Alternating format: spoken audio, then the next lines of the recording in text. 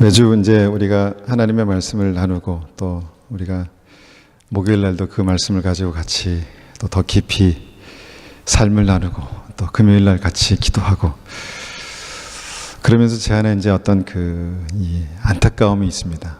뭐냐면 하나님의 말씀이 어떻게 우리의 삶 속에 정말 뭔가 역동적으로 나타나게 할 수 있을까?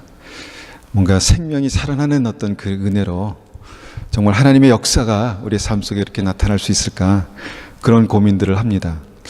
그러면서 이제 제가 늘 떠올리는 게 뭐냐면 저희 삶 속에 주신 하나님의 말씀이 마치 어떤 그 영적인 지도, 우리 생명의 길을 가는 지도와 나침판이라는 생각을 많이 하게 됩니다. 그 지도와 나침판이 필요하죠. 이것이 없으면 우리가 생명의 길을 갈 수가 없습니다.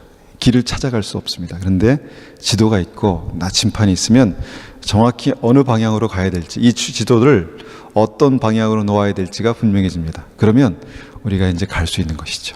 그런데 문제는 지도와 나침판이 있다고 갈 수 있는 게 아니라는 것입니다.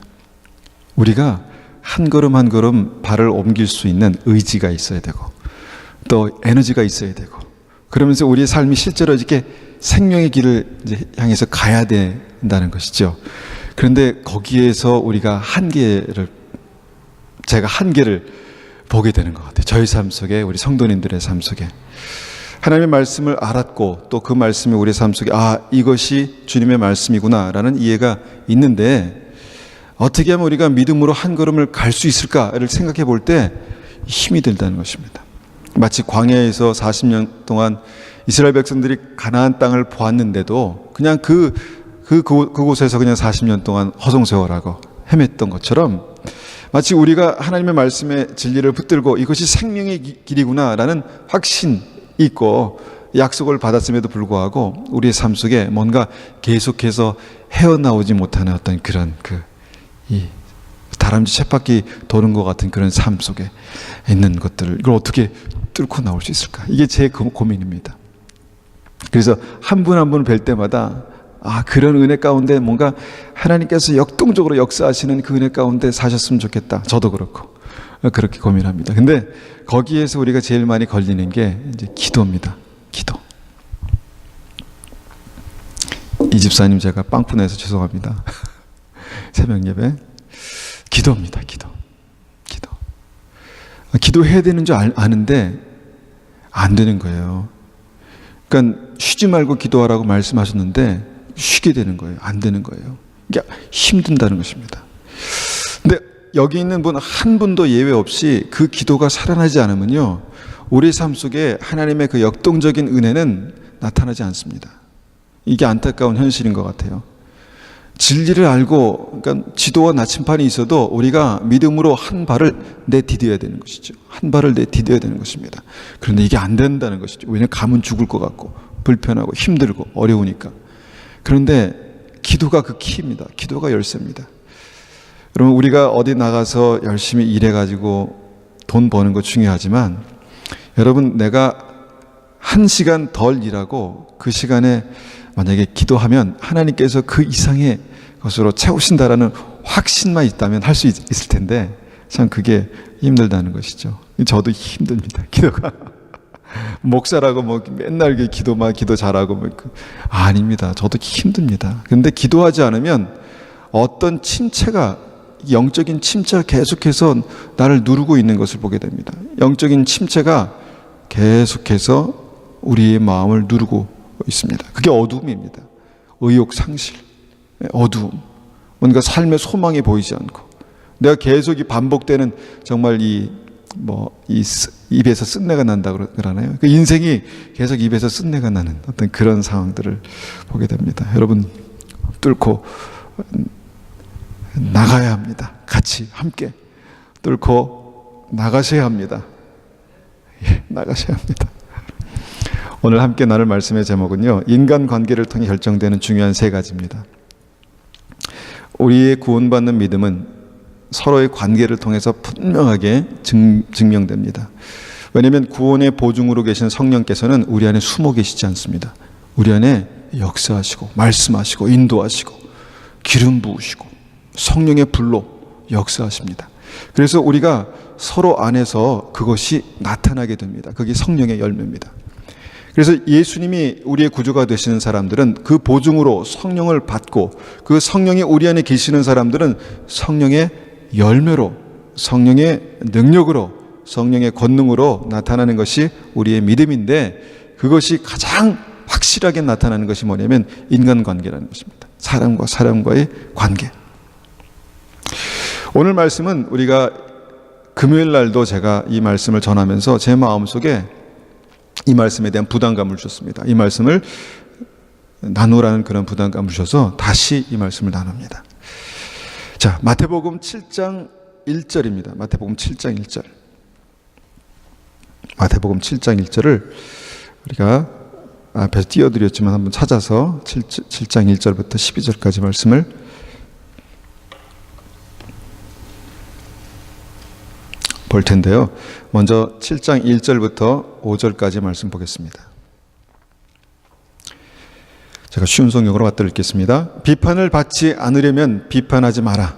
너희가 비판한 그대로 비판을 받을 것이며 너희가 판단한 기준에 따라 너희도 판단을 받을 것이다. 어찌하여 내 형제의 눈 속에 있는 작은 티는 보면서 내 눈 속에 있는 나무 토막은 보지 못하느냐?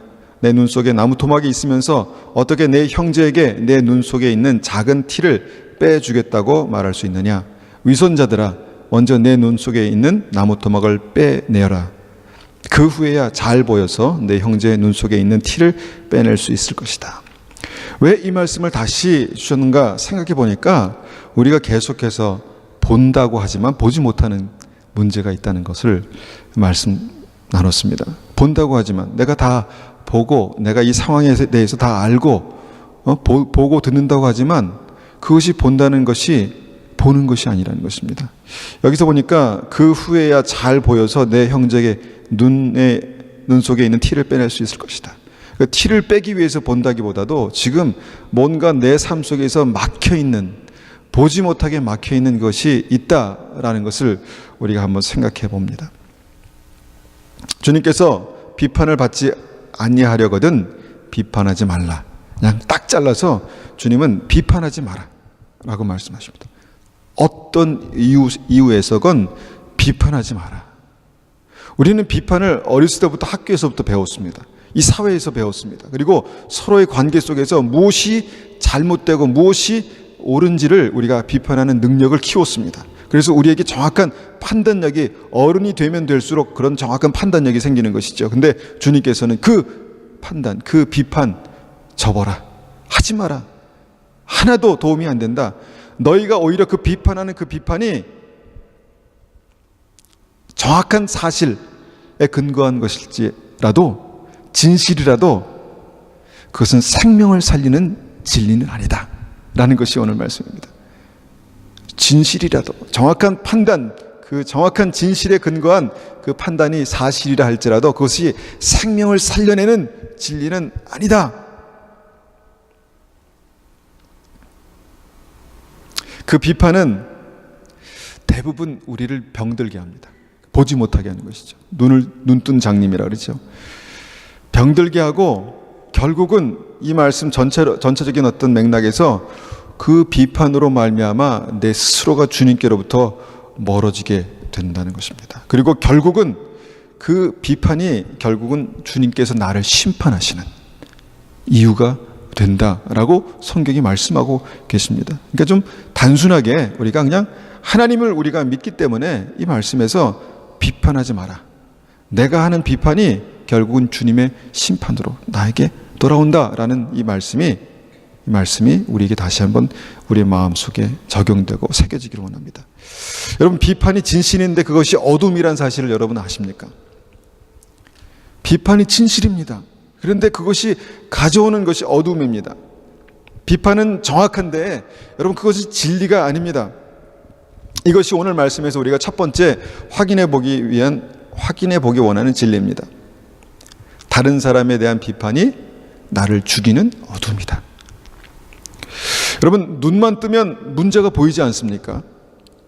제가 뉴스를 보다 보니까 저는 한국에 대해서 뭔가 좀 그 향수도 있고 또 그 흐름도 좀 어떤 일이 일어났는지 기도도 하고 이제 그러기 위해서 이제 보는데, 그걸 보면은 제 마음속에 어떤 마음이 드냐면 막 비판하는 마음, 사회에 대한 비판, 어떤 사건에 대한 비판, 그런 생각들이 막 듭니다. 그러니까 눈만 뜨면 자동적으로 내 삶 속에, 내 마음 속에 비판하는 마음이 생긴다는 것이죠.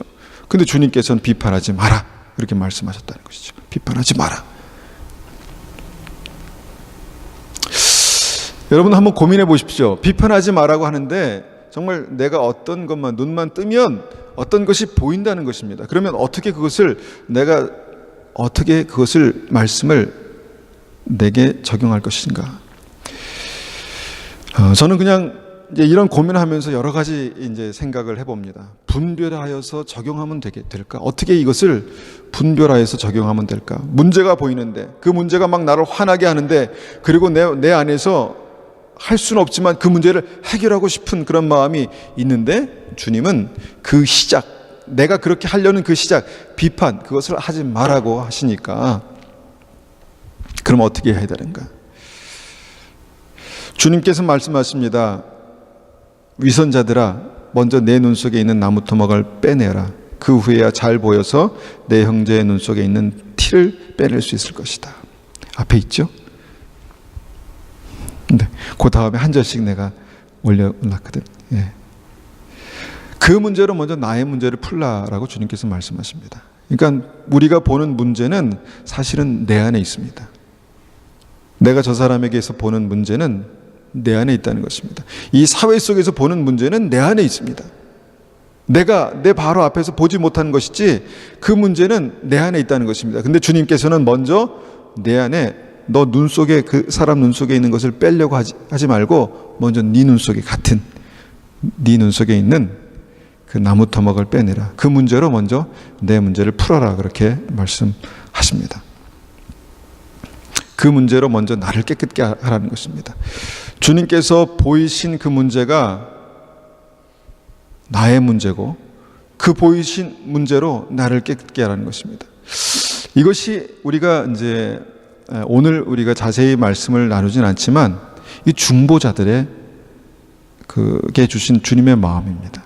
중보자들이 어떤 사람들입니까? 주님의 마음을 품고 이 성 무너진 데를 막아서서 주님 제발 여기를 주님 보호해 주십시오, 용서해 주십시오 라고 하시는 그렇게 기도를 하는 사람들을 중보자라고 합니다. 중보자. 그러니까 그 문제가 나의 문제가 되게 되어서 그 문제를 가지고 주님께 나아갈 수 있는 사람들을 중보자라고 그렇게 말씀하는 것이죠. 그래서 그 문제로 먼저 나의 문제를 깨끗게 하라는 것이 주님의 말씀입니다. 명령입니다. 그래서 주님께서는 그 명령을 우리가 순종하기 위해서 아주 단호하게 비판하지 마라, 하지 마, 비판하지 마라, 어떤 이유에서건 비판하지 마라. 그 비판은 그 문제를 푸는 방법이 아니다. 그 비판은 생명을 살리는 방법이 아니다. 비판하지 마라, 그렇게 말씀하고 있다라는 것입니다. 비판을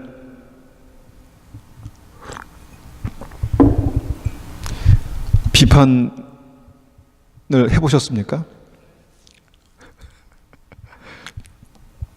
비판을 해보셨어요? 모른 척 하시는 비판을 해보셨습니까? 비판하면 재밌잖아요. 네. 뭐 사람에 대하건 어떤 사회에 대해 그런 말은 필요합니다. 사실은 무엇이 옳고 그른가에 대한 어떤 말은 필요한데, 먼저 주님께서는 내 마음의 태도에 대해서 지금 말씀하고 계시는 것입니다. 우리가 그냥 비판이 됩니다. 판단이 됩니다. 그런데 이것을 그냥 비판하고 그냥 말하고 끝나면 그것은 나에게 큰 손해입니다. 큰 어둠입니다. 정확한 문제를 정확하게 지적했다 할지라도 큰 손해입니다. 그러면 어떻게 될까? 저는 이 말씀을 가지고 고민했습니다. 고민하면서 주님, 뭐 이 말씀을 전하기 위해서 지난주에 고민했다는 게 아니라 이전에 고민했습니다. 기도로 푸는 것입니다. 기도로. 주님, 저 사람이 미운데 어떡합니까? 저는 이제 미운 사람이 없어졌습니다. 많이? 아니, 없습니다. 그런데 이전에는 있었습니다. 그런데 주님, 정말 짜증납니다. 좀 화가 납니다. 기도로 푸는 것입니다. 주님, 그 사람을 깨닫게 하시고, 하나님, 정말 내 마음에 정말 그런 마음이 들지는 않지만 그 사람 회개하고 생명으로 나올 수 있도록 도와주십시오. 이제 그렇게 기도하기 시작했습니다. 기도로 푸는 것입니다. 그 비판을. 정말 화나 죽겠습니다. 그 사람만 보면 짜증납니다. 주님, 붙들어 주십시오. 이런 제 마음을 주님 붙들어 주십시오. 기도로 푸는 것입니다. 기도하다 보니까 이해가 되더라고요. understanding. 이해가 되더라고요. 아, 그렇구나. 그 사람이 그럴 수밖에 없는 이유가, 히스토리가, 백그라운드가 있구나. 이해가 되는 것입니다. 여러분, 이 사회의 문제가 그냥 문제로만 보이십니까? 거기는 다 이유가 있습니다. 백그라운드가 있습니다. 히스토리가 있습니다. 우리가 알지 못하는 것들이 있다는 것입니다. 그런데 기도하면 주님께서 그것을 보게 하십니다. 중보자에게 더 깊이 보이십니다. 어떤 사람을 위해서 놓고 기도해 보십시오. 그러면 그 사람의 삶에 그런 아픔이 나의 아픔이 됩니다. 이해가 됩니다. understanding. 기도로 풀립니다. 이해가 옵니다. 이해가 됩니다. 그 다음에 어떻게 합니까? 성숙한 믿음의 사람들의 삶 속에 나타나는 섬김입니다. 섬김. 섬기는 것입니다. 연약하기 때문에 섬김이 필요합니다. 우리 아이들을 우리가 사랑하잖아요. 우리 아이들이 참 귀합니다. 그런데 우리가 이제 쭉 우리의 인생을 돌아보면 어느 때 내가 정말 성숙했구나라는 그런 생각이 드셨습니까? 몇 살 때 그런 생각이 드셨습니까? 몇 살 때? 저는 한 10대 때 난 진짜 성숙한 사람이다라는 생각을 했었습니다. 근데 20대가 되다 보니까 내가 그때 얼마나 어렸는가. 20대 때 제가 이제 20대 후반에 결혼을 하고 제가 다 성숙한 사람이라고 생각했습니다. 그래서 이제 가정을 책임지고 내 인생을 책임져야 되는 그런 사람이라고 생각했습니다. 20대가 딱 넘어가고 30대가 되니까 그때 얼마나 내가 부족했는가를 보게 됐습니다. 그런데 이제 그것이 우리의 서로의 삶에서 우리가 그렇다면은 성숙한 분들의 책임은 부족한 분들을 섬기는 것입니다. 돕는 것입니다. 이 섬김으로 우리가 그 문제를 풀 수 있습니다. 그래서 비판하지 마라 라고 말씀하시는 것은 그냥 비판을 멈춰라.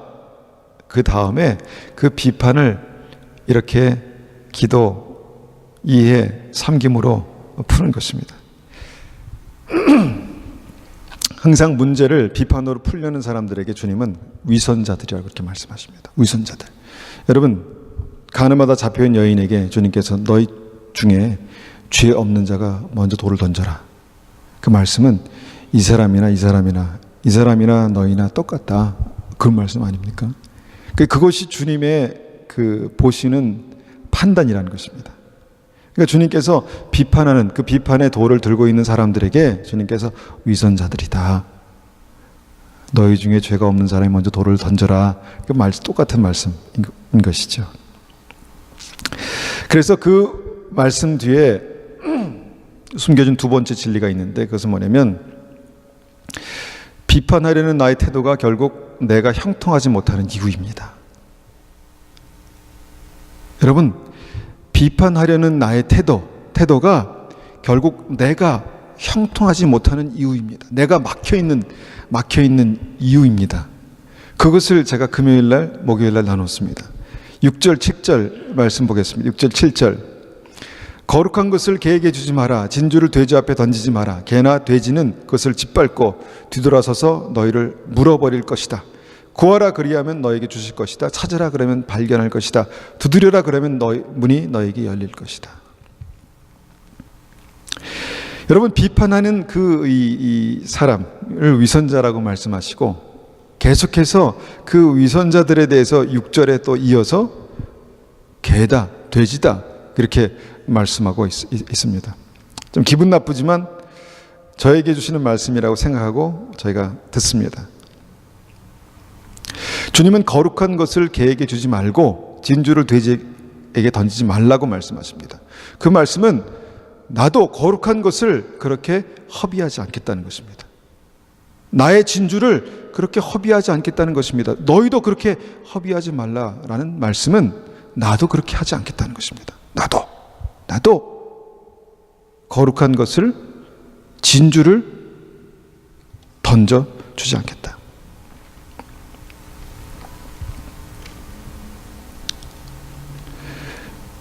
거기서 괜찮아요.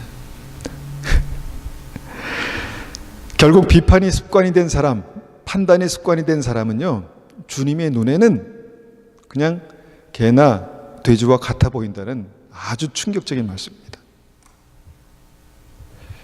여러분, 그 사람은 비판할 그 비판, 아주 날카로운 비판이 있는 사람들은 보통 자기가 굉장히 똑똑한 분별력이 있다고 그렇게 생각합니다. 판단력이 있다고 생각합니다.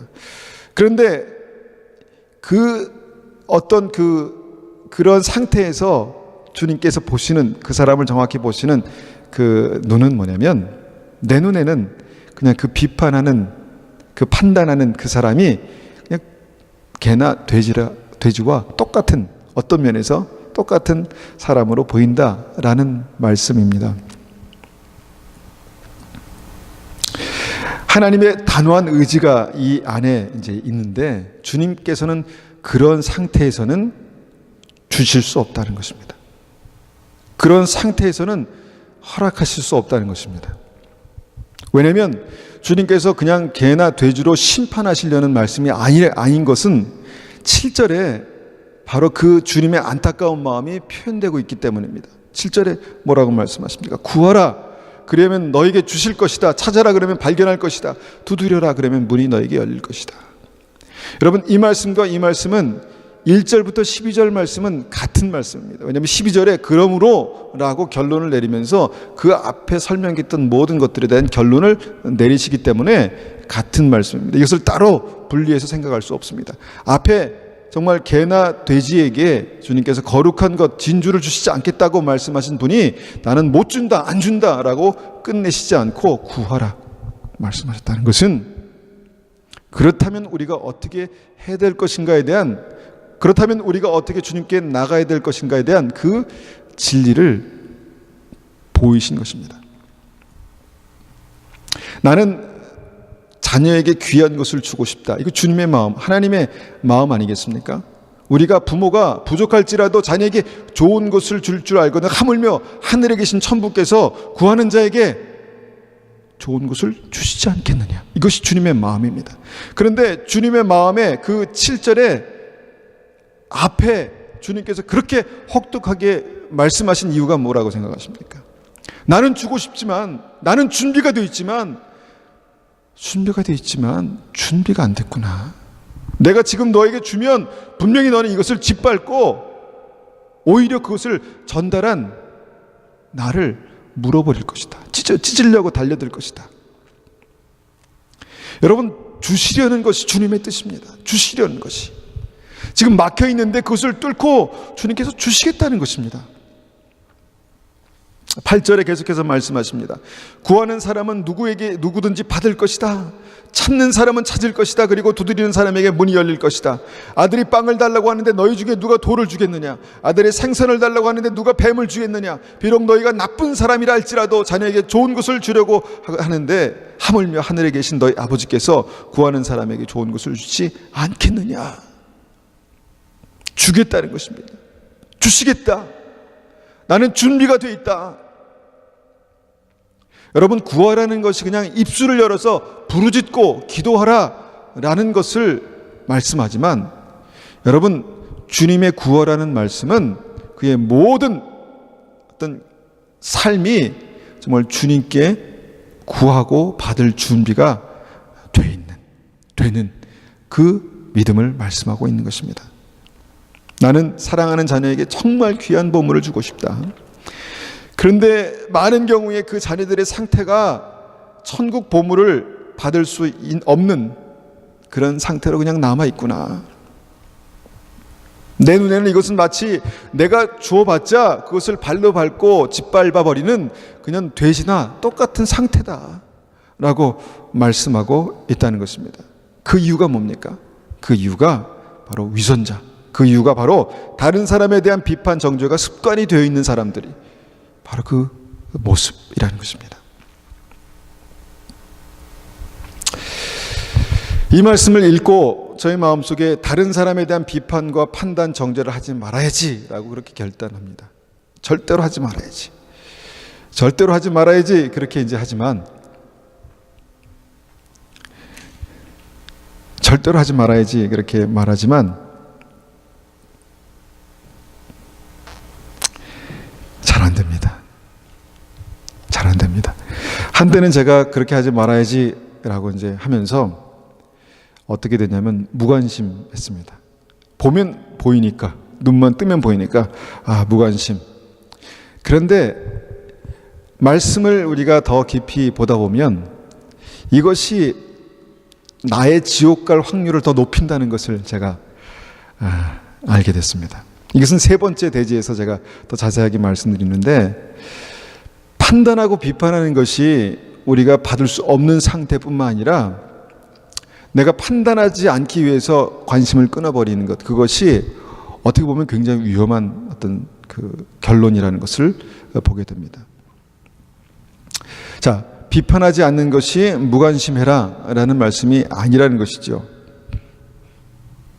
그러면 아까 말씀드린 대로 비판을 기도와 이해와 섬김으로 바꿔내는 것이 믿음인데, 그런데 그래야 주님께서 진주와 같은 천국 보물을 받게 된다, 그렇게 말씀하시죠. 이것이 이제 형통입니다. 형통입니다.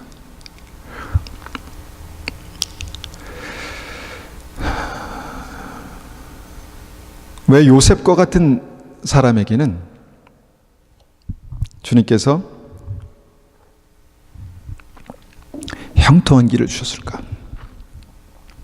왜 아브라함과 같은 사람에게는 주님께서 동서남북을 바라보라, 밟는 땅을 내가 다 내게 주겠다, 형통한 길을 주셨을까? 왜 다윗과 같은 사람에게는 주님께서 내 마음에 합한 자다, 너는 내 마음에 합한 자구나 라는 형통한 어떤 그런 마음을 주셨을까? 그 형통한 삶을 주셨을까? 다윗을 생각해 보면 얼마나 그의 삶 속에 그 사울에 대해서, 주님께서 기름 부으신 그 왕 사울에 대해서 비판할 거리들이 많았겠습니까? 얼마나 많았겠습니까? 이유 같지도 않은 이유로 막 자기를 몰아붙이는, 죽이려고 하는 그 사울이 얼마나 미웠겠습니까? 그런데 그것을 지나가니까, 그것을 통과하니까 주님께서는 내 마음이다, 그게 내 마음이다, 네 마음이 내 마음이다, 내 마음에 합한 자다, 주님께서 그를 그렇게 말씀하지 않으셨습니까?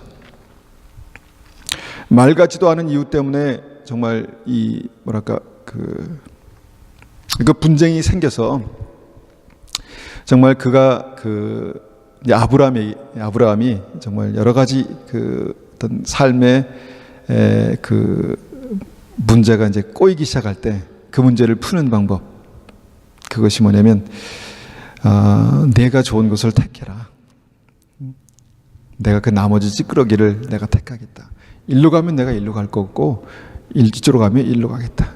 무엇이냐면 문제를 푸는 방법이 달랐다는 것입니다. 옳고 그름을 따져서 누가 잘못했, 네가 더 잘못했니, 내가 더 잘못했니, 너의 종들이 더 잘못했니, 내 종들이 더 잘못했니, 이게 아니라 그냥 그 문제를 그냥 우리가 생각하는 그런 옳고 그름을 따지는, 판단하는 방법이 아니라 다른 방법으로 풀었다는 것입니다. 여러분, 형통하는 사람들에게는 반드시 그 이유가 있는데 바로 오늘 말씀과 관련되어 있습니다. 서로의 관계를 통해서 판단하고 비판하지 않고 다른 식으로 문제를 풀었다는 것입니다. 여러분, 어떤 부분에서 우리의 그 형통케 하시는 은혜가 막혀 있습니다. 근데 그것이 아주 우리의 습관화돼서 아주 굳어져서, 딱딱하게 굳어져서 그렇게 돼버린 어떤 그 상태라면 여러분, 이것을 말씀으로 깨트려야 됩니다. 이것을 깨트려 내면 주님께서 주시는 그 형통한 은혜가 우리 삶 가운데 있을 것입니다. 이사 가면 축복할 것이고, 여러분,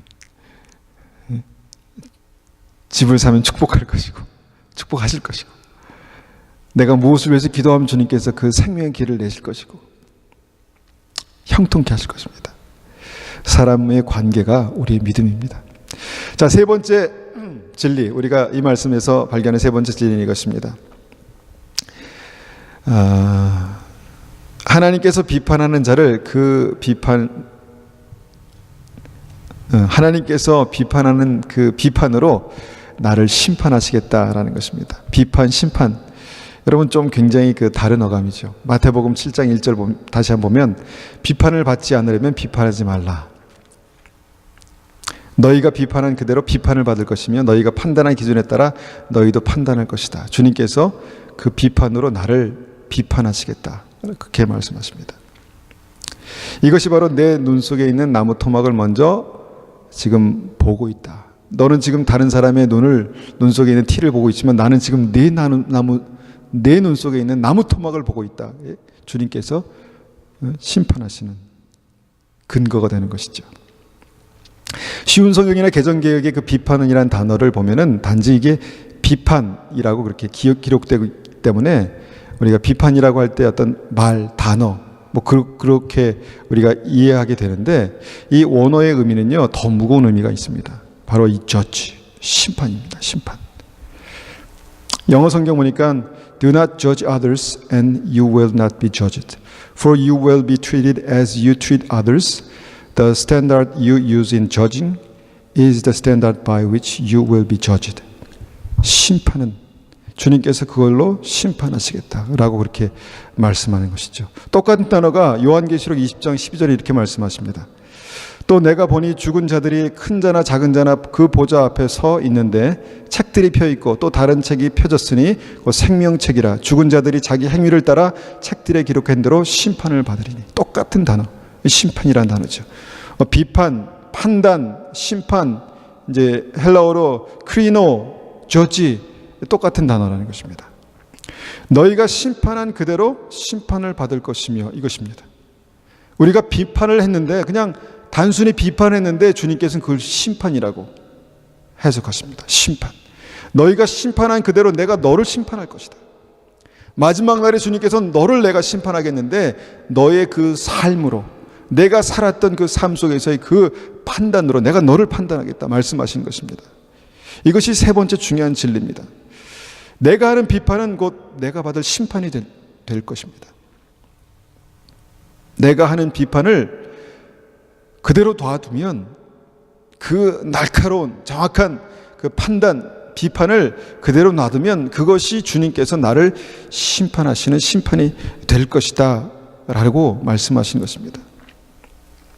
그 다음 말씀이 이제 그것을 증거합니다. 12절에 보니까 그러므로 무엇이든지 남에게 대접을 받고자 하는 대로 너희도 남을 대접하라. 이것이 율법이요 선지자니라. 자, 주님께서 어떤 율법, 선지자 이것을 말씀하시면서 지금 앞에 있는 말씀을 결론을 내시는데 위에 기록한 이 말씀들이 지금 12절에서 그렇게 결론으로 맺어지고 있습니다. 누구든지 무엇이든지 남에게 대접을 받고자 하는 대로 너희도 남을 대접하라. 여러분 늘 누가 나를 판단하고 비판한다고 생각해 보십시오. 제가 이렇게 그 운동을 하다 보니까 제가 제일 싫어하는 것 중에 하나가 뭐냐면 이게 하고 있는데 계속 못한다고 말하는 거 제가 제일 싫어합니다. 참 너무너무 힘들어요.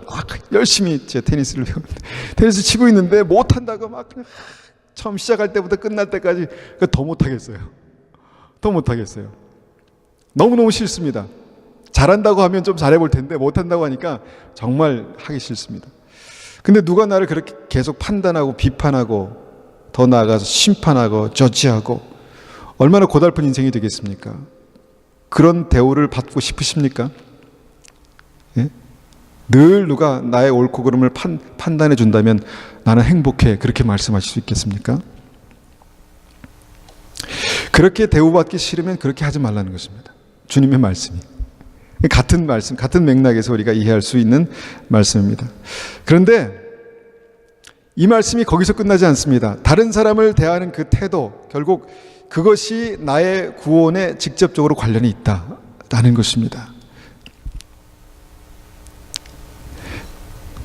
그냥 앞에서 우리가 말씀드렸듯이 내가 믿고 구원받은 그 믿음은 다른 사람과의 관계 속에서 증명된다고 말씀하셨는데, 앞서 우리가 이 말씀에 앞서 돼지에게 진주를 주지 말라고 말씀하셨는데, 그 진주를 주시지 않겠다는 그 확고한 의지가 그냥 단지 여러 보석 중에 하나, 이 진주가 아니라 이 진주가 굉장히 상징적인 보석이라는 것입니다. 우리 강 집사님께서 목요일날 말씀하셨던 것처럼. 요한계시록 21장 21절에 보니까 이렇게 말씀하십니다. 12대문은 각각 한 개의 커다란 진주로 만들어졌고 성의 거리는 유리처럼 맑은 순금으로 되어 있었습니다.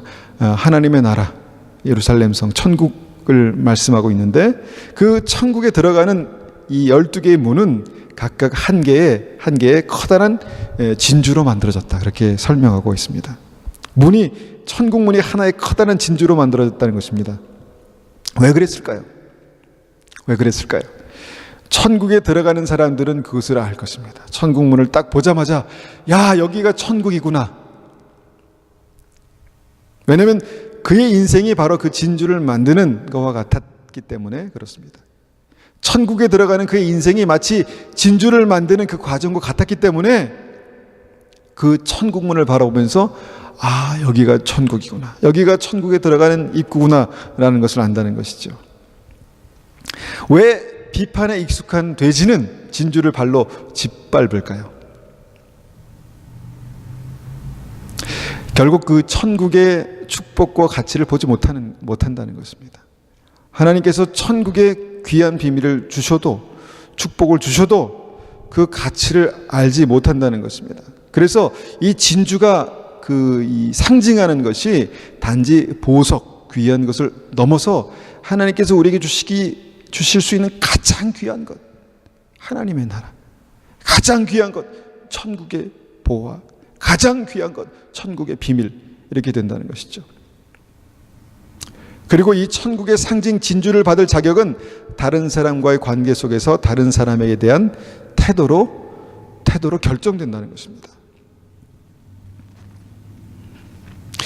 여러분 12절에 다른 사람을 대접한다는 거 음식 대접이 아닌 거 아시죠? 음식 대접이 아닙니다. 다른 사람이 너에게 해주었으면 하는 대로 너희가 다른 사람에게 해주어라. 이것이 율법과 예언서의 내용이다. 이게 쉬운 성경의 이제 해석인데, 다른 사람이 너에게 해주었으면 하는 대로 너희가 다른 사람에게 해주어라. 이것이 진주를 받는 사람들의 노하우다라고 말씀하시는 것입니다. 결론적으로 이 말씀은 다른 사람을 대하는 태도가 바로 천국 가는 믿음이다라는 것입니다. 믿음에 대한 여러 해석들을 우리가 이전에 나눴죠. 다른 사람을 대하는 태도가 이제 천국 가는 믿음이다.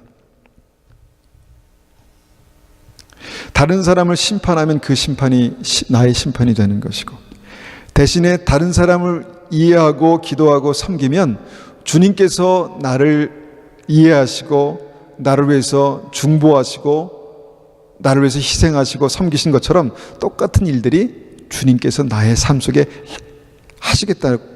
행하시겠다고 약속하신 일들이 되는 것입니다.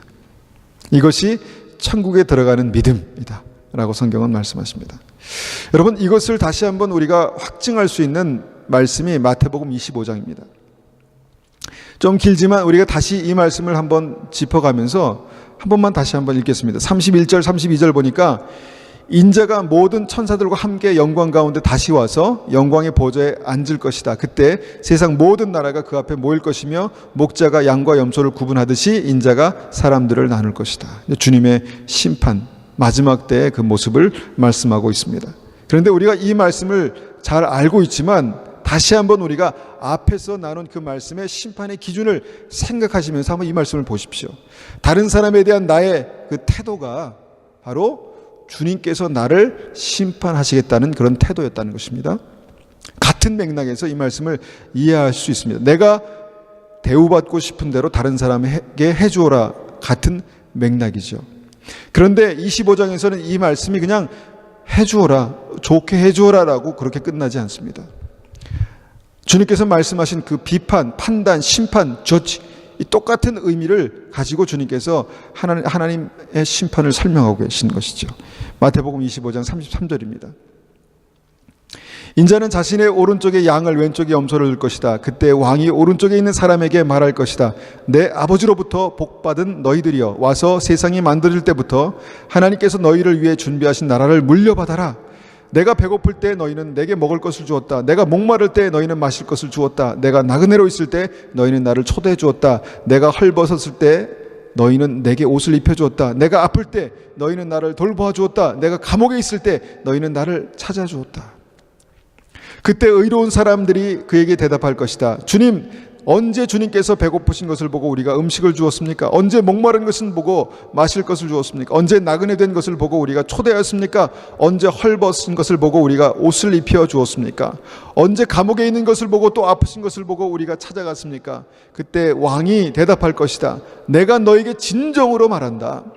보잘것없는 사람에게 한 일, 곧 너희가 이 형제들 중에 가장 보잘것없는 사람에게 한 일이 곧 나에게 한 일이다. 보잘것없는 사람, 얼마나 판단할 거리가 많겠습니까? 41절입니다. 그리고 나서 왼쪽에 있는 사람들에게 이렇게 말할 것이다. 저주받은 자들아, 내게서 떠나 악마와 그 부하들을 위해 준비한 영원한 불에 들어가라. 내가 배고플 때 너희는 내게 아무것도 주지 않았다. 내가 목마를 때 너희는 마실 것도 주지 않았다. 내가 나그네로 되었을 때 너희는 나를 초대하지 않았다. 내가 헐벗었을 때 너희는 내게 아무것도 입혀주지 않았다. 내가 아플 때 감옥에 있을 때 너희는 나를 돌아보지 않았다. 지옥에 가는 사람들, 지옥에 가는 염소들, 그들은 왜 그 사람들을 돌아보지 못했을까요? 여러 가지 이유가 있겠지만 우리가 앞서 나눈 것들을 한번 생각해 봅니다. 그럴 만한 가치가 없다고 생각했을 것입니다. 그럴 만한 가치가 없다고 판단했습니다. 저 사람의 인생은 그럴 만한 가치가 없다. 그럴 만한 가치가 없다. 그래서 때로는 무관심하고 때로는 거리를 두고 그냥 말았다는 것입니다. 여러분, 저는 그러면 어떻게 우리가 그럴 만한 가치가 없는 사람들을 판단하고 정죄하고 끝내지 않을 수 있을까? 저는 거기서 이제 이렇게 제게 적용했습니다. 그들이 내 아이들이라면, 저 사람들이 나의 가족이라면. 여러분, 가난의 이유가 누구의 책임일까요?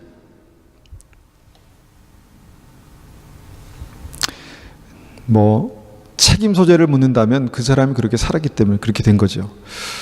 여러 가지 다른 이유가 있겠지만,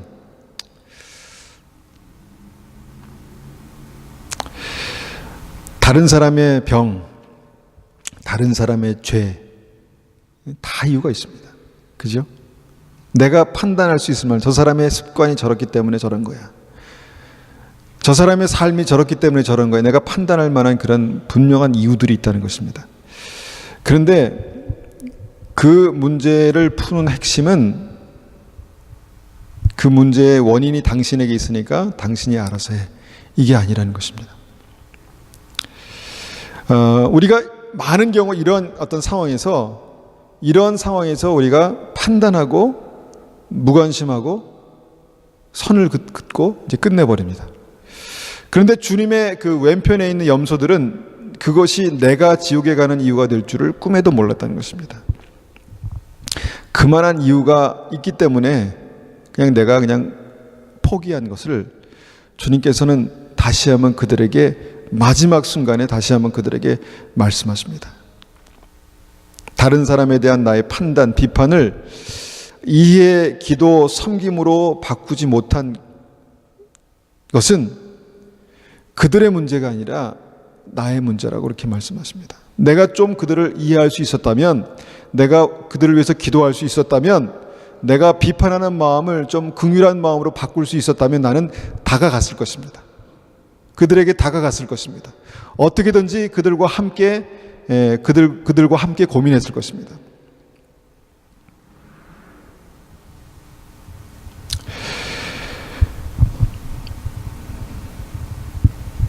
만약에 주님께서 너희가 다른 사람이 너희에게 해주기 원하는 대로 너희가 다른 사람에게 해주어라 라고 말씀하신 주님께서 내가 그냥 비판하고 판단하고 그렇기 때문에 당연히 그럴 수밖에 없어라고 그렇게 한 다음에 무관심해 있다면 주님께서도 나에게 무관심 하셔도 할 말이 없습니다. 주님께서 나에게 그대로 해주시겠다. 어떤 부분에서 하나님께서 너희가 말한 것을 내가 들었는데 너희가 말한 대로 내가 해주겠다라고 말씀하시기도 하셨잖아요. 그러니까 우리가 다른 사람을 대하는 태도는 주님께서 나를 대하시는 태도입니다. 그러니까 이게 영원히 그렇게 지속되지는 않겠지만 내가 이 순간 다른 사람에 대해서 판단하고 정죄하고 어떤 내가 다른 사람을 대하는 그 태도가 주님께서 지금 나에게 그렇게밖에 하실 수 없는 어떤 그런 상태다라는 것을 우리가 생각해야 한다는 것입니다. 하나님의 축복이 우리 안에 나타나고 하나님께서 우리에게 거룩한 것을 주시고 우리에게 하나님께서 천국 보물을 진주를 주시기 원하시는 그런 간절한 마음이 있다면 그러면 어떻게 해야 되겠습니까? 다른 사람에 대한 문제, 다른 사람에 대한 여러 가지 어떤 부족한 그것들을 다루는 어떤 나의 태도를 바꿔야 되지 않겠습니까? 다른 사람의 관계가 이렇게 중요한 것들을 결정합니다. 우리가 다시 한번 요약하고 결론을 내리겠습니다. 다른 사람의 관계는 첫 번째 주님의 판단을 결정합니다.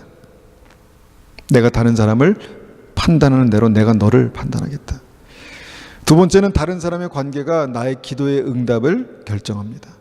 주님께서 나에게 주시기 가장 원하시는 것들을 내가 스스로 지금은 아닙니다라고 그렇게 가로막을 수 있다는 것입니다.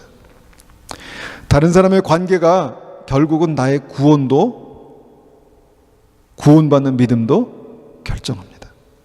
믿음이 있다고 하지만 사랑하지 못한다는 이것은 맞지 않는 말입니다. 내가 하나님을 경외하지만 사랑하려고 하지 않는다는 것은 그런 잘못된 것입니다. 그렇다면 우리가 이런 생각을 가지고 우리가 우리의 관계를 생각해 본다면 우리의 모든 관계는 주님께서 허락하신 축복의 기회입니다. 우리의 모든 관계는 지금 현재 있는 모든 관계들은 주님께서 우리에게 허락하신 축복의 기회다라는 것입니다. 그래서 저는 이 말씀을 같이 나누면서 우리가 한번 같이 그렇게 한번 그 결론을 내리기 원합니다. 부지런히 서로를 이해하고 부지런히 서로를 위해서 기도하고 부지런히 서로를 섬기기를 힘쓰고 부지런히 사랑하기를 힘쓰면 하나님의 나라가 그의 삶 속에 임할 것입니다. 하나님의 나라가 그의 삶 속에 임할 것입니다. 하나님께서 그의 삶을 형통케 하실 것입니다. 습관적으로 우리가 판단하고 비판하는 것을 우리가 understanding, 이해로 바꿀 수만 있다면 내가 비판하는 것 그 비판을 주님 이 땅을 고쳐주십시오. 주님 저 사람을 생명으로 주님 이끌어 주십시오. 주님 저 사람에게 하나님 주님의 은혜가 나타나게 도와주십시오. 그렇게 기도로 바꿀 수 있다면 주님께서 나를 주님께서 축복하실 것입니다. 여러분 그런 은혜가 우리 삶 속에 나타나겠습니다. 나의 삶에 기도가 응답되고 형통한 은혜가 나타나는 삶, 그리고 그것이 우리의 삶 속에 구원의 증거, 천국이 나의 삶 속에 임한 증거로 그렇게 나타나기를 간절히 축원합니다. 우리가 이 시간 한번 같이 이 말씀을 가지고 기도하겠습니다. 주님께서는 이 말씀을 비판하지 마라, 판단하지 마라, 심판하지 마라 그렇게 그냥 단순하게 말씀하십니다. 이것은 우리의 삶 속에 있는 모든 관계 속에서 우리의 삶에서 너무 자연스럽게 나타나는 것들입니다. 하나님 이런 모든 관계 속에서 하나님 내가 쉽게 그렇게 말하고 행동하고 판단했던 것들을 주님 용서하시고 나의 삶 속에 있는 막혀있는 담들 하나님 이 담을 허시옵소서, 무너뜨리시옵소서. 하나님 이것이 쉽게 되지 않을 때는 주님 저를 예수님과 함께 십자가에 못 박으시옵소서. 그래서 하나님 나의 기준이 하나님 예수 그리스도의 십자가에 못 박히고 주님께서 우리에게 다시 한번 주신 그 기준 예수 그리스도의 십자가가 우리의 삶의 기준이 되게 도와주십시오. 그렇게 한번 같이 기도하겠습니다.